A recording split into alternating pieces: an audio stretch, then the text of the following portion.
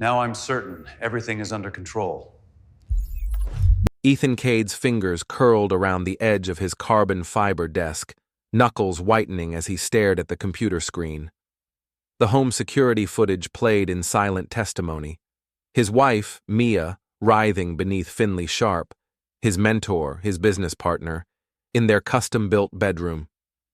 "So," he whispered to the empty office, "it is true." 3 months ago, he'd installed the system himself, during the renovation that Mia had insisted on. Italian marble countertops, handcrafted Scandinavian furniture, a California king bed with custom sheets that cost more than what his father had made in a month back on the reservation. The bed where now another man, no, men, claimed his wife. Ethan didn't slam his fist, didn't throw the monitor. His grandfather's voice echoed in his mind. "The coyote doesn't howl when it hunts." The quiet knife cuts deepest. He switched to another camera feed, this one from 2 days earlier. Mia and her trainer, Jax, grunting against the kitchen island. The $30,000 kitchen island that Ethan had designed to match the exact color of Mia's eyes. "Computer, download all footage to secure server," Ethan said, voice steady. "Timestamp and catalog." The system responded with a soft chime. Ethan pulled his phone out, dialing a number from memory. "Raymond."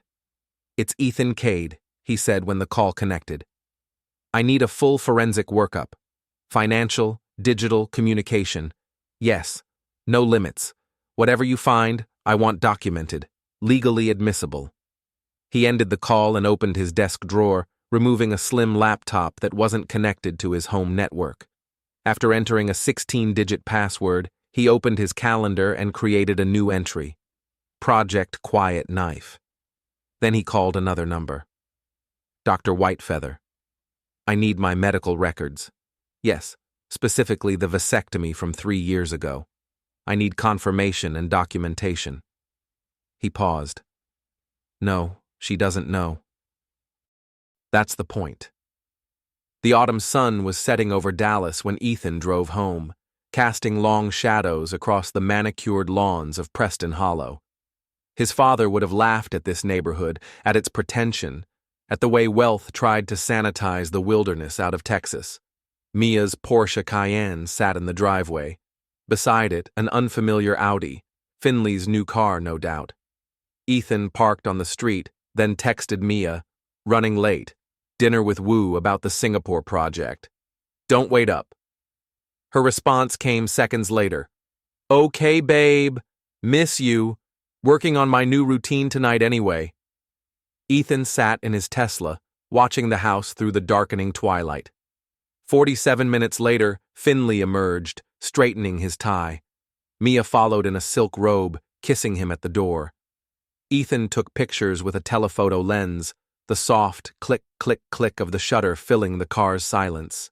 When Finley's Audi disappeared around the corner, Ethan waited another 20 minutes before driving back toward downtown. He checked into the Jewel Hotel using his corporate account and ordered room service. While he ate a steak that tasted like nothing, he used the laptop to access OnlyFans through a series of proxies. It took him less than an hour to find Mia's account. Dallas Hot Mama, with 2,800 subscribers, paying $29.99 a month. In the videos, her face was always carefully concealed or blurred in post-production. But Ethan recognized the bedroom, the kitchen, the tattoo on her hip, the one she'd gotten on their 5th anniversary.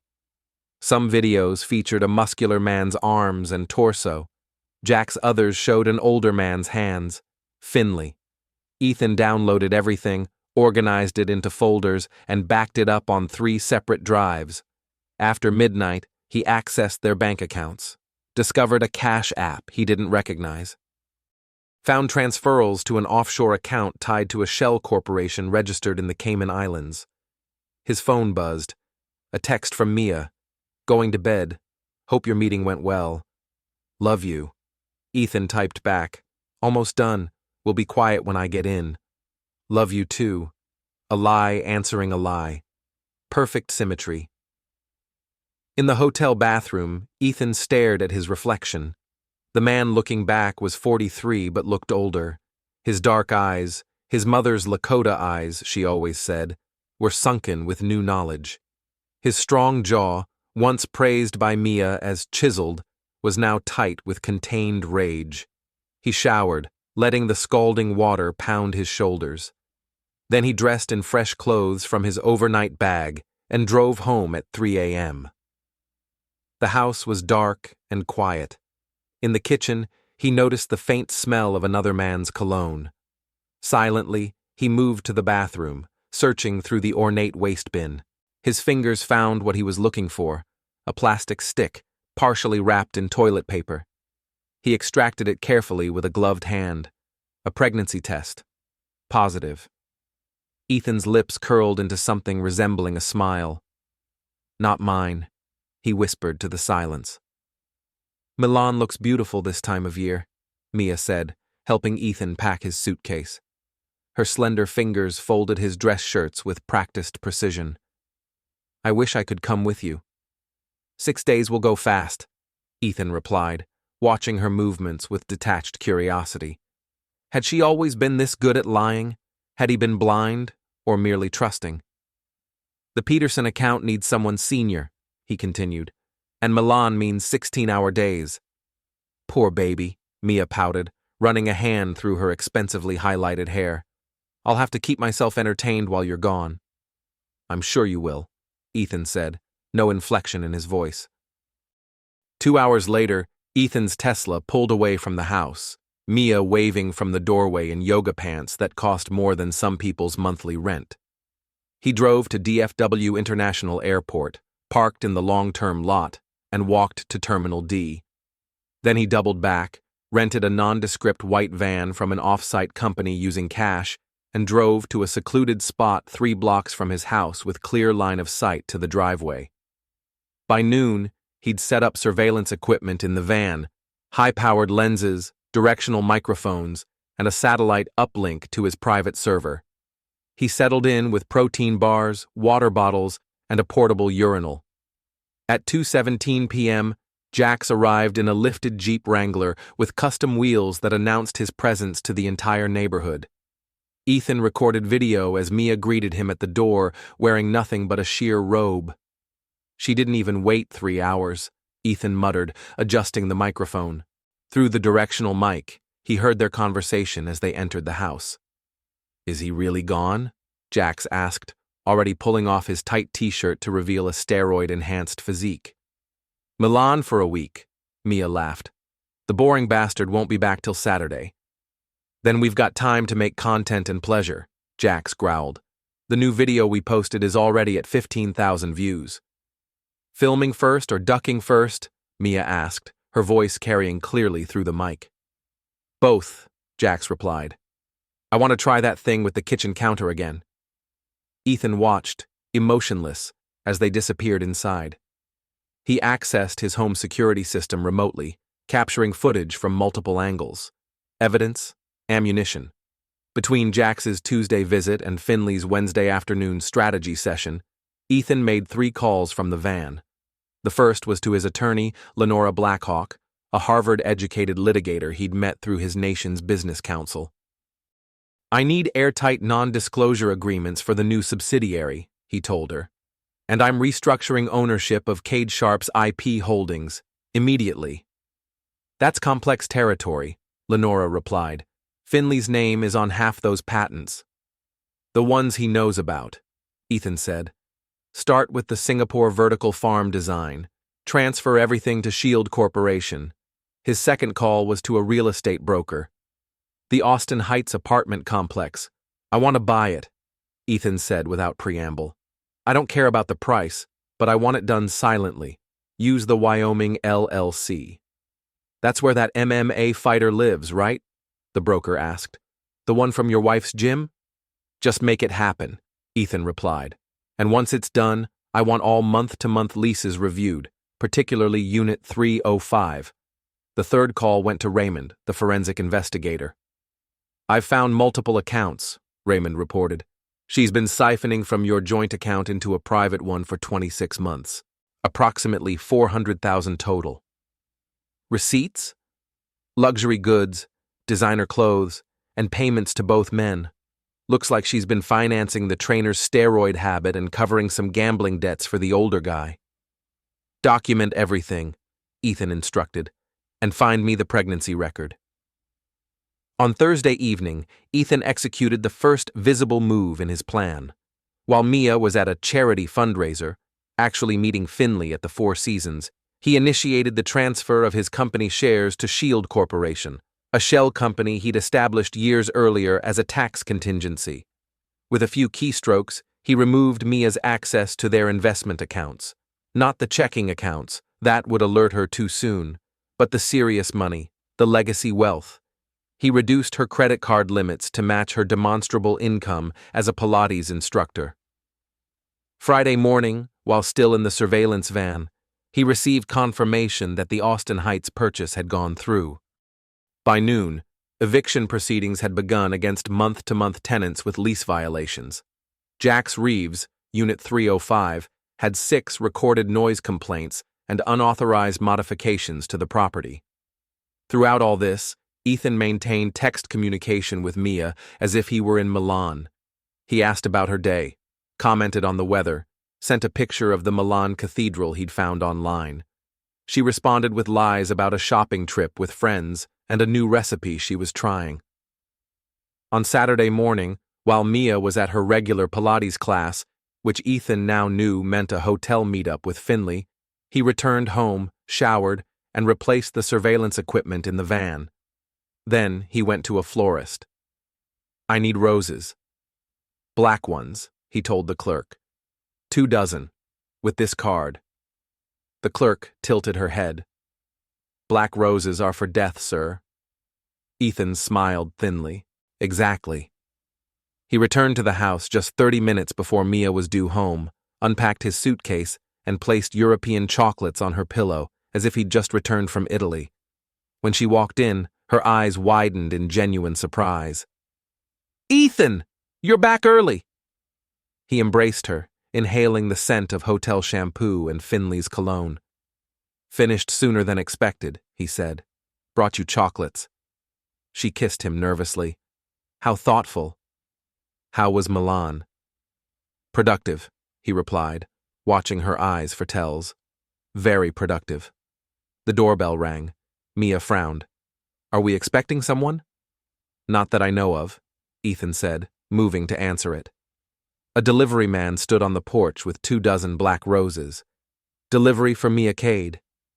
Ethan accepted them with a puzzled expression and brought them to Mia. "Seems you have an admirer." She took the flowers with trembling hands, her face paling as she read the card. "To the Queen of Betrayal. You're being watched. Smile for the cameras." "Who would send these?" she whispered, eyes darting around the room. Ethan shrugged. "Someone with a strange sense of humor, I guess." He took the flowers from her. "I'll put these in water." As he arranged the black roses in a crystal vase, a wedding gift from Finley, ironically, Ethan heard Mia making a panicked phone call from the bedroom. "Someone knows," she hissed into the phone. "Black roses." "Yes, ducking black roses. I don't know who." "No, he just got back from Milan. It's not him. We need to be careful." Ethan placed the vase prominently on the kitchen island, the same island where Jax had taken her 3 days earlier, and began preparing dinner as if nothing were wrong. The private parking garage beneath the Cade Sharp Sustainable Engineering Building was nearly empty at 11:30 p.m. Ethan's footsteps echoed off concrete walls as he walked toward his Tesla, briefcase in hand. He'd spent the evening reviewing the design for a carbon-neutral hospital in Singapore, the project that would become his company's legacy if Finley hadn't already sold the plans to their Chinese competitors. A shadow moved between parked cars. Ethan noticed, but didn't change his pace. "Hey, architect!" a voice called out, the word twisted into an insult. Jax Reeves stepped into the light, his muscular frame barely contained by a tight Henley shirt. His eyes were bloodshot, pupils dilated from pre-workout supplements and whatever else he was cycling on. "Mister." Reeves, Ethan said calmly, setting his briefcase down. What brings you to my parking garage at this hour? Jack stalked closer, veins pulsing in his neck. Your little power play with my apartment? Real cute. And sending those ducking flowers? You trying to scare her? Ethan simply stared, his expression neutral. I have no idea what you're talking about. Bullshit, Jack spat. You think you're so smart with your buildings and your ducking money, but you can't satisfy your wife. That's why she comes to me. Does she? Ethan asked, voice cold and even. And here I thought she was just another client for your little steroid business. Or is it the amateur porn that pays your bills? Jax's face contorted with rage. The duck, did you just say? Dallas Hot Mama. Rather unimaginative name, don't you think? Though I suppose creativity isn't what your subscribers are paying for. With a roar, Jax charged, swinging a meaty fist toward Ethan's face. But Ethan wasn't there anymore. He sidestepped with the fluid grace of a man who'd grown up fighting on the reservation, where respect was earned through blood and resolved disputes stayed resolved. Predictable, Ethan said, circling. Just like your sexual technique. 3 minutes of jackhammering isn't the achievement you think it is. Jax charged again. This time, Ethan didn't fully evade. He absorbed a glancing blow to the shoulder while simultaneously driving his knee into Jax's solar plexus. The larger man doubled over, gasping. My father taught me to fight bears, Ethan said conversationally. You're hardly a bear. Jax recovered, his face purple with humiliation. He pulled a switchblade from his pocket, the blade snapping out with a metallic click.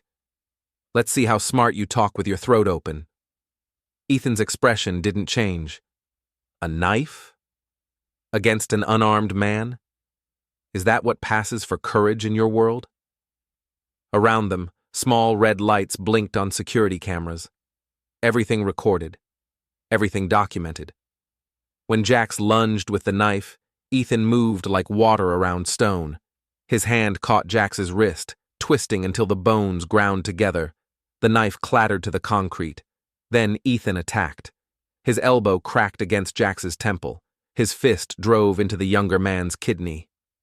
His foot swept Jax's legs from under him, sending him crashing to the ground. Before Jax could recover, Ethan was on him, pinning him with a knee to the sternum.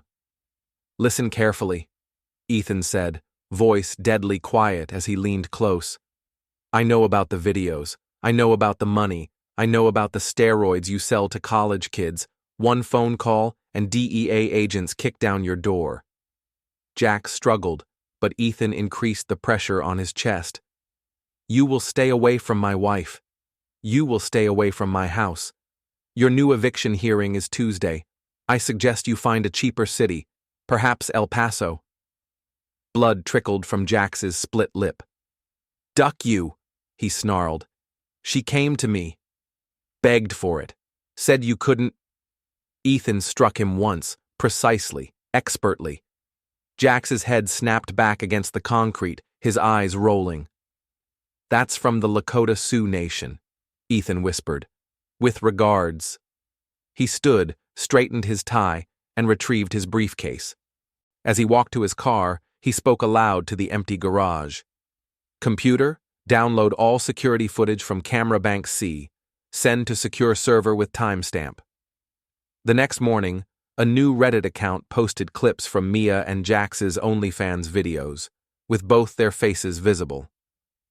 The username was Fitness for Frauds, and the post quickly went viral in the Dallas fitness community. By noon, the story had reached local news. Dallas trainers' secret OnlyFans exposed, clients fleeing. Meanwhile, in the offices of Cade Sharp, Ethan sat across from his attorney as they prepared documents for a closed-door meeting. The IP theft case is solid, Lenora Blackhawk said, her matte red fingernails tapping a thick folder. We have emails from Finley to Horizon Development in Beijing dated 3 weeks ago. Blueprints attached, proprietary designs clearly identifiable. And the corporate restructuring? Ethan asked. Completed yesterday. Shield Corporation now owns 71% of all patents generated in the last 5 years. Finley believes he still co-owns them, but the fine print in your original partnership agreement gave you exclusive transfer rights. Ethan nodded. Schedule the meeting for 2 p.m. Don't tell him what it's about. At exactly 2 p.m., Finley Sharp strutted into the conference room, silver hair perfectly coiffed, custom suit impeccably tailored. His confidence radiated like heat. Ethan, good to see you back from Milan. Productive trip? His smile never reached his eyes. Sit down, Finley, Ethan said quietly. Something in his tone made Finley's smile falter. He looked at Lenora, then back at Ethan. What's this about? Why is legal here? Horizon Development, Ethan said. Beijing. The color drained from Finley's face. I don't know what. March 12th email. Attachments included Singapore hospital designs, vertical farm irrigation systems, the Houston water reclamation specifications. Ethan's voice remained flat. You sold our work to Chinese developers for what? 2 million? 3? That's absurd, Finley blustered. I would never. Lenora slid printouts across the table. Emails, bank transfers, hotel receipts where he'd met with Horizon representatives. We have it all, Finley, Ethan said. Every betrayal, every theft. Finley's face hardened. Whatever you think you have, it won't stand up. I built this company with you. My name is on the door. Was on the door, Ethan corrected. As of this morning, the company is Cade Sustainable Engineering, and you're being served with papers for criminal and civil complaints. Lenora handed Finley a thick envelope. Industrial espionage, intellectual property theft, wire fraud. The FBI has already been notified. Finley ripped open the envelope, scanning the documents with growing horror. This is insane! You can't possibly. He stopped, staring at one page. What the hell is Shield Corporation? The new owner of all our patents, Ethan said. My holding company. I co-own those patents. Read the partnership agreement, page 42, paragraph 3. As Finley frantically flipped pages, Ethan continued. You're removed from all company accounts effective immediately. Your building access is revoked. Security is waiting to escort you out. Finley slammed his fist on the table. You ungrateful bastard, I made you. Without me, you'd still be drawing teepees on the reservation. The slur hung in the air. Ethan's expression didn't change, but his eyes grew colder. Without you, he replied softly, I'd have an honest partner and a faithful wife. Finley's eyes widened. What are you talking about? I know about you and Mia. That's ridiculous. I have video, Finley, time-stamped, multiple occasions, in my house, in hotels, her OnlyFans account that you helped manage. Ethan leaned forward. I know about the baby. Finley's face went from red to white. What baby? The one she was carrying 3 weeks ago. Your baby. Ethan slid another paper across the table. The one she aborted without telling you. I have the receipt. Finley stared at the medical document, then at Ethan. For the first time in their 15-year relationship, the older man seemed at a loss for words. Security is waiting, Ethan said, standing. I'd use the time before your arraignment to find a very good criminal attorney. As Finley was escorted out, ashen-faced and stammering, Ethan turned to Lenora. File the divorce papers. Today. 4 days later, in a preliminary custody hearing, Ethan sat stone-faced as his attorney presented evidence to a wide-eyed family court judge. Your Honor, we have documented proof that Mrs. Cade engaged in commercial pornography production in the family home while their minor son was in the residence, Lenora argued. Additionally, she conspired with Mr. Sharp to commit federal crimes including wire fraud and identity theft. Mia's hastily hired attorney tried to object, but the evidence was overwhelming. Bank records showing her theft, videos from the home security system, the PPP loan she'd taken out in Ethan's name. The judge granted Ethan emergency custody of their 8-year-old son, Micah. As they left the courtroom, Mia grabbed Ethan's arm, her eyes wild with mascara-stained tears. "Why are you doing this? We could have talked about this." Ethan looked at her hand until she removed it from his sleeve. "Like we talked about your lovers? About the money you stole? About the baby that wasn't mine?" She blanched. "Ethan, please." "Mrs. Cade," Lenora interrupted. "Any communication should go through counsel. And remember, your visitation is supervised only." That evening, as Ethan helped Micah with homework in their kitchen, his phone buzzed with a news alert. Dallas fitness influencer in internet meltdown. Video emerges of popular Pilates instructor mocking disabled clients. The clip, taken from Mia's private Instagram account and leaked anonymously, showed her imitating a client with cerebral palsy, laughing as she exaggerated their movements. Within hours, her remaining followers were fleeing. Brands were pulling sponsorships. The exclusive gym where she taught issued a statement distancing themselves from her reprehensible behavior. Meanwhile, at his grandmother's house on the outskirts of Dallas, Ethan planned his son's birthday party. The old woman watched him with knowing eyes as he made calls. "You walk a dark path, grandson," she said in Lakota when he hung up. "Revenge is a spirit that consumes the one who feeds it." Ethan replied in the same language. "This isn't revenge, grandmother. This is justice." She touched the crow's feet around his eyes. "When does justice become cruelty? Where is the line?" Ethan had no answer. Instead, he confirmed the booking for the birthday clown, a performer whose promotional photos showed an uncanny resemblance to Jax Reeves. 2 days later, on Micah's 8th birthday, 20 children gathered in Ethan's backyard. The clown performed, his muscular build and chiseled features exaggerated by grease paint, but unmistakably similar to Jack's. Ethan posted photos to Instagram, tagging Mia even though she couldn't attend. One image showed the clown making a muscle pose, children laughing around him. The caption read, "Great day celebrating Micah's birthday." Amazing how much kids love #clowns. Within minutes, Ethan's phone rang. Mia, screaming through tears, incoherent with rage. He listened silently until she ran out of breath. "Are you finished?" he asked calmly. "You monster," she sobbed, "using our son to mock me." "I hired a clown for a child's birthday," Ethan replied.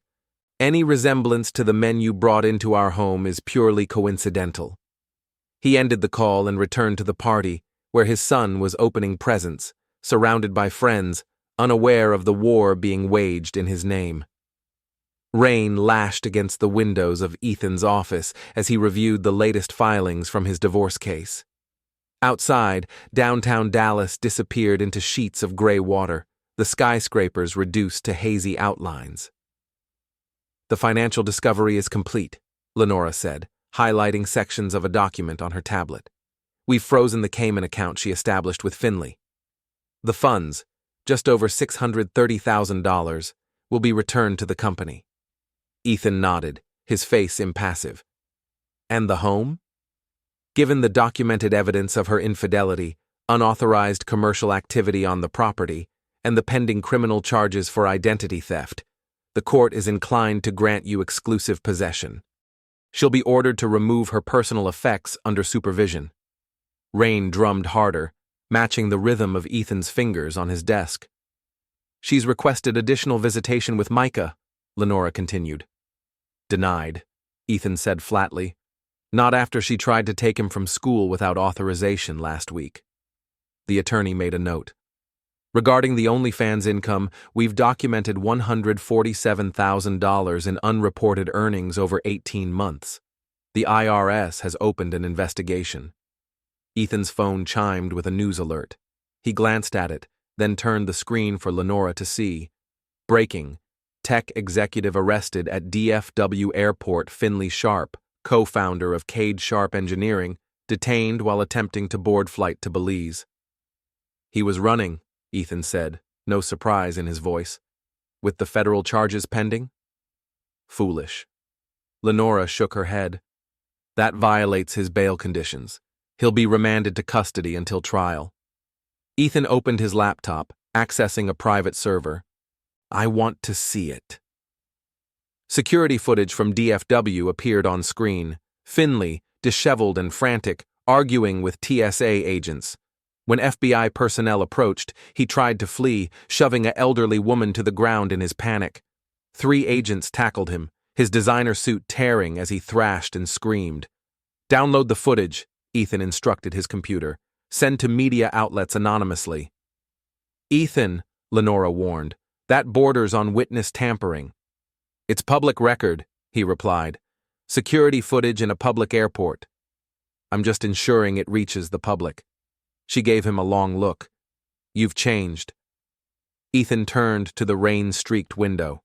No, I've awoken.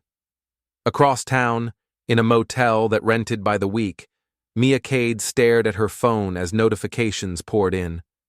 The video of Finley's airport meltdown had gone viral. Comments flooded her last Instagram post, most tagging her with laughing emojis and snake icons. She'd lost everything in 3 weeks. Her home, her son, her lovers, her reputation, her income. The motel room smelled of cigarettes and desperation. Her designer clothes hung in a cramped closet, incongruous against the stained carpet and peeling wallpaper. Her phone rang. Her attorney. Mrs. Cade, I'm afraid I have more bad news. The judge has denied your request for emergency spousal support. What? How am I supposed to live? Mia's voice cracked. He's left me with nothing. The court cited your undisclosed income from OnlyFans and the funds in the Cayman account as evidence that you have means of support.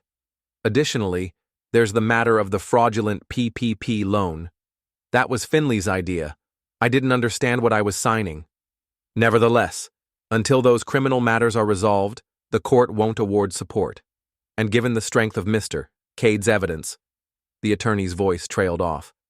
So I'm just supposed to live in this roach motel? While he's in our house with our son? Mrs. Cade, I must advise you against any confrontational action. The restraining order is quite clear. Mia ended the call, hurling the phone against the wall. It bounced off, screen cracking but still functional. She paced the small room, hands shaking as she ran them through her once perfect hair, now dull without her weekly $500 treatments. Her phone chimed again. A text message from a number she didn't recognize. I hear the trailer parks in East Dallas are affordable. Perfect for a fallen queen. Mia screamed, a primal sound of rage and despair. 20 miles away, under a bridge near the Trinity River, Jax Reeves huddled in the rain. His Jeep, repossessed. His apartment, evicted. His training clients, gone after the leaked videos destroyed his reputation. He clutched a knife, the same one he'd pulled on Ethan in the parking garage, and stared at the muddy water rushing beneath the bridge. I'll kill him, he muttered, rain washing over his unshaven face. Rich bastard thinks he can take everything. But he knew, in some sober corner of his mind, that Ethan Cade had merely been the instrument of his own destruction. The steroids, the porn, the violence, all choices he'd made that were now being used against him. The rain eventually stopped. Jax emerged from under the bridge, his once impressive physique now gaunt from weeks of irregular meals. He knew where Ethan lived, knew his routines. Tonight, he decided. Tonight, it would end. As darkness fell over Dallas, Ethan sat in his study, reviewing security footage of his home's perimeter. Micah was asleep upstairs, homework completed, tomorrow's lunch packed. The system flagged movement at the south fence line. Ethan zoomed in, recognizing the figure immediately. Computer, activate security protocol Delta, he said calmly. Alert status, not alarm. He moved to a cabinet, unlocking it with his thumbprint. Inside, a handgun rested in a foam cutout. He left it there, choosing instead a heavy tribal walking stick, a gift from his grandfather, carved from ironwood. Ethan moved silently through the darkened house, positioning himself in the shadows of the kitchen. Through the window, he could see Jax approaching, hunched and furtive, knife glinting in his hand. The back door lock clicked as Jax forced it.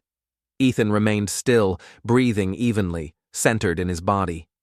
Jax crept into the kitchen, knife extended. His eyes hadn't adjusted to the darkness. "I wondered when you'd come," Ethan said softly. Jax whirled toward the voice, slashing wildly. "Where are you, you bastard?" "Right here." Ethan stepped forward, the walking stick held loose in his hands. Jax lunged, knife aiming for Ethan's chest, but Ethan moved with practiced precision, the walking stick deflecting the blade with a sharp crack. "You should have left Dallas," Ethan said, circling. "You should have started over somewhere else." "Dock you!" Jax spat, advancing again. "You ruined my life." "No, you ruined your life. I just exposed the truth." This time, when Jax attacked, Ethan countered with brutal efficiency. The walking stick cracked against Jax's wrist, sending the knife clattering across the floor.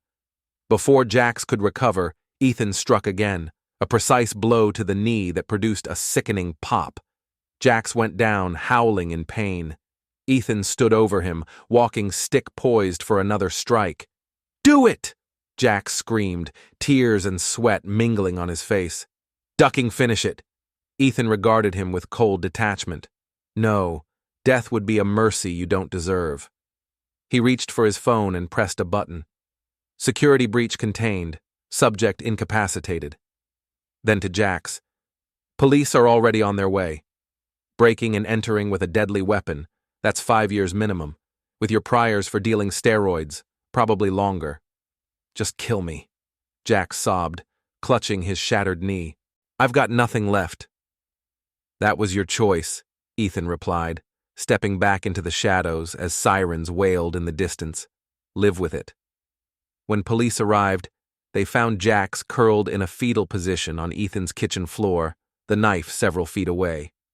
Body camera footage would later show Ethan calmly explaining how the intruder had broken in, how he'd defended himself with necessary force only. The officers nodded respectfully. One of them, a Cherokee man from Oklahoma, spoke briefly to Ethan in his native language, offering words of strength and protection. After they took Jax away, Ethan checked on Micah, who had somehow slept through the entire confrontation. The boy's face was peaceful in sleep, untouched by the violence and betrayal that had engulfed their lives.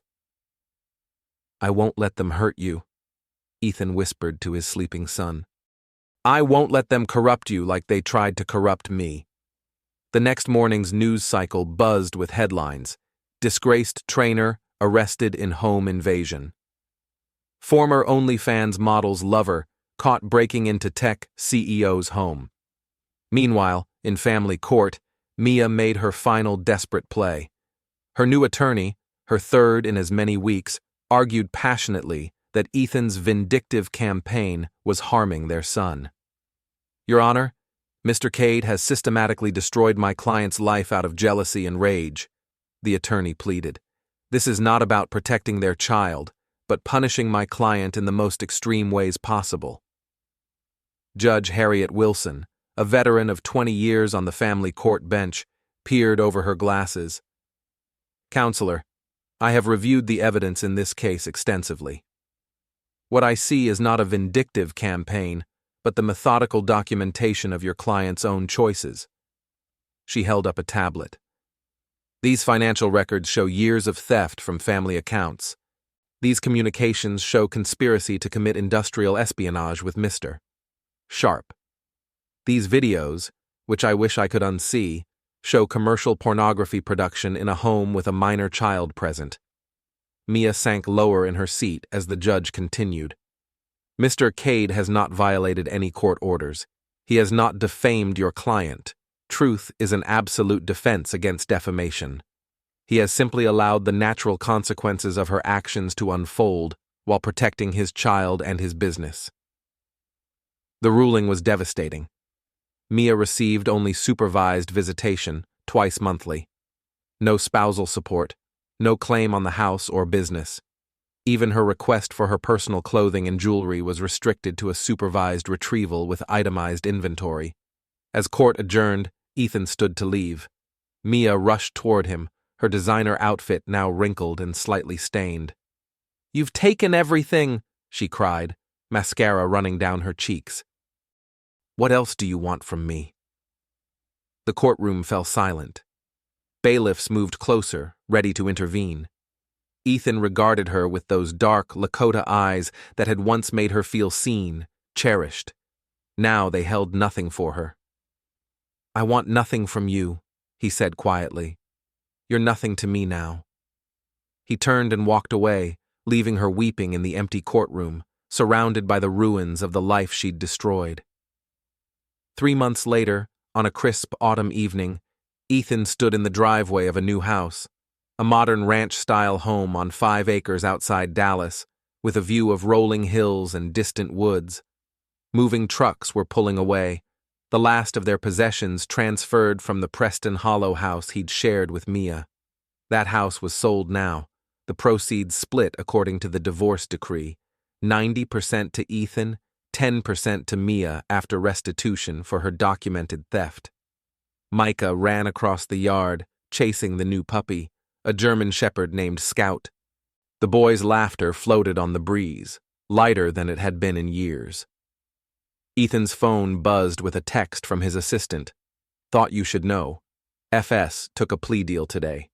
18 months federal time plus restitution. Story hitting news outlets now." Ethan wasn't surprised. Finley had always been a coward at heart. When faced with the mountain of evidence against him, of course he'd fold. Another text came through, this one from Lenora. "JR sentenced to 7 years. Enhancement for prior convictions and weapons charge. You won't need to worry about him for a long time." Ethan slipped the phone back into his pocket. Justice, or something like it, had been served. Inside the new house, Ethan's grandmother was arranging traditional Lakota items in the main living area. A star quilt, ceremonial pipes, woven baskets. She'd moved in with them after the divorce, bringing ancestral wisdom and stability to Mika's disrupted life. "The house has good spirit," she said when Ethan entered. "But you, grandson, your spirit is still troubled." "I'm fine, grandmother." "It's over now." She shook her head. "The battle is over. The war inside you continues." Before Ethan could respond, his security system chimed. "Unidentified vehicle approaching main gate," the computerized voice announced. Ethan checked the camera feed on his phone. A battered Toyota Corolla with peeling paint idled at the entrance. Behind the wheel, barely recognizable in cheap sunglasses and with badly dyed hair, sat Mia. "Stay with Micah," Ethan told his grandmother, moving toward the door. "Careful, grandson," she warned. "Wounded animals are the most dangerous." Ethan walked down the long driveway to the gate, watching as Mia got out of the car. Her once perfect figure was gaunt, her designer style replaced by mass-market clothes that hung loosely on her frame. "You're violating the restraining order," Ethan said through the intercom. "You're not scheduled for visitation until next week." "I need to talk to you," Mia replied, her voice rough from crying or drinking or both. "Please, Ethan." 5 minutes. He hesitated, then pressed the gate release. 5 minutes. No closer than the end of the driveway. She stumbled slightly as she walked toward him, stopping at the designated spot. Up close, the transformation was even more stark. Her skin, once glowing from $900 facials, was dull and blotchy. Her hands, once manicured weekly, showed chipped nails and reddened knuckles. "What do you want, Mia?" "To understand," she said, removing her sunglasses to reveal reddened eyes. "Why did you have to destroy me so completely? Was what I did really so unforgivable that you had to take everything, my home, my career, my dignity?" Ethan studied her, feeling nothing, not anger, not satisfaction, not even pity. You made choices, he said finally. Those choices had consequences. Consequences you engineered, she shot back, a flash of her old fire returning. You could have just divorced me, taken your half, started over. Instead, you systematically dismantled my entire existence. Ethan's expression remained impassive. I didn't force you to cheat. I didn't force you to steal. I didn't force you to make those videos or mock disabled people or lie about a pregnancy. Mia wiped angrily at a tear. Where am I supposed to go from here? I'm living in a trailer park, Ethan. Me, working at a discount yoga studio for minimum wage while you're in this, she gestured at the sprawling property, this palace. Again, consequences, Ethan replied. You had every advantage, every privilege. You chose to risk it all for what? Sex with a steroid-addicted trainer? The thrill of betraying me with my mentor? It wasn't like that, she insisted. You were never there emotionally. Always working, always distant. Finley listened to me. Jax made me feel desired. Ethan's laugh was cold and humorless. Is that what you tell yourself? That I drove you to betray me? That I deserved it somehow? No, but… Your time is up, Ethan interrupted, turning back toward the house. Supervised visitation is next Wednesday at the family center. Don't be late. Wait, Mia called desperately.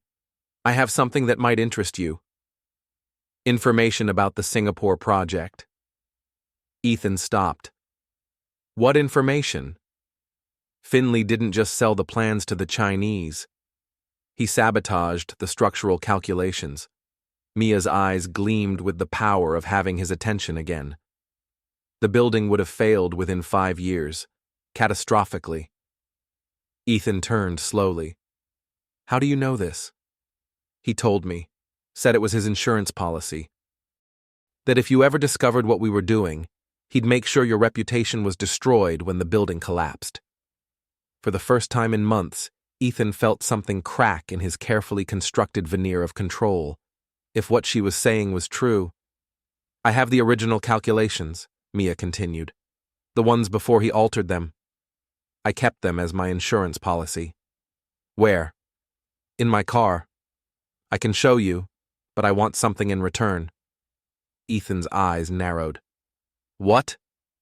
A new start, Mia said, stepping closer despite his warning. Not with you, I know that's over, but financial help. Enough to leave Dallas, start over somewhere no one knows me, and more visitation with Micah. Show me the calculations first, Ethan said. Then we'll discuss terms. Mia walked back to her car, reaching through the passenger window to retrieve a manila envelope. She returned, holding it out. Here. The original specifications. Ethan took the envelope and opened it. Inside were indeed technical drawings and structural calculations for the Singapore hospital project, but they were photocopies of the same altered plans he'd already identified and corrected months ago. These are useless, he said, looking up at Mia. The fake calculations that Finley sent to Beijing. I found the sabotage and fixed it before construction began. Mia's face fell. But he said, he lied to you. Just like you're lying to me now. Ethan handed the envelope back. Did you really think this would work? That I'd fall for such an obvious manipulation? I have nothing left, Mia cried, desperation cracking her voice. Nothing! You've taken it all. No, Ethan corrected her. You gambled it all, and you lost. Something dangerous flashed in Mia's eyes. She reached into her purse and pulled out a small revolver, pointing it with a shaking hand at Ethan's chest. You heartless bastard, she hissed. You think you're so perfect, so righteous. You're just a cold, calculating monster. Ethan didn't flinch, didn't raise his hands, didn't back away. He simply looked at the gun, then at her face. Are you going to add murder to your list of poor decisions? He asked quietly. Maybe I should, she said, the gun wavering in her grip. Maybe then I'd finally have your full attention. You always had my attention, Mia. You just wanted the wrong kind. Behind him, at the house, a door opened. Micah's voice called out, "Dad? Where are you?" Mia's eyes widened, the gun dipping slightly. Ethan used the distraction to step forward and wrap his hand around the weapon, twisting it from her grasp with the same fluid technique he'd used on Jax months earlier. "Just go," he said, emptying the bullets into his palm and pocketing them. "Before Micah sees you like this." "I could have shot you," Mia whispered, trembling now that the gun was gone. "I could have ended everything." "But you didn't," Ethan replied, "because somewhere inside you know this is all you're doing. Not mine." He placed the empty gun in his other pocket. "I'll keep this. Consider it payment for trespassing and violating the restraining order. Now leave, or I call the police." Mia stared at him, mascara tracking down her cheeks. "I loved you once," she said finally. "Before all this, before I ruined everything. Do you remember that?" Something flashed across Ethan's face, perhaps pain, perhaps just recognition. "I remember," he said. "But that person is gone. We both are." He turned and walked back toward the house, toward his son, not looking back as Mia's car started with a sputtering cough and slowly drove away. His grandmother stood on the porch, her aged face creased with concern. "Is it over now?" Ethan placed the empty gun and bullets on a side table. "Yes. Finally." He found Micah in the backyard, still playing with Scout. The boy's face lit up when he saw his father. "Dad! Scout knows how to fetch already." "Watch!" Ethan sat on a bench, watching his son throw a ball for the eager puppy. The simplicity of the moment, this uncomplicated joy, felt alien after months of calculated warfare. "You did what was necessary," his grandmother said, joining him on the bench. "You protected what was yours." "But at what cost?" Ethan asked quietly. "What have I become?" She patted his hand. "You became what you needed to be. Now you can choose again." As the sun set over their new home, Micah ran to Ethan, breathless with excitement. "Dad, can we have dinner outside? Like a picnic?" Ethan looked at his son, this innocent caught in the crossfire of adult betrayal, and felt something warm break through the ice that had encased his heart for so long. "Yes," he said, smiling genuinely for the first time in months. "A picnic sounds perfect." Later, as they sat on a blanket under the stars, Micah looked up at his father. "Are you still sad about Mom?"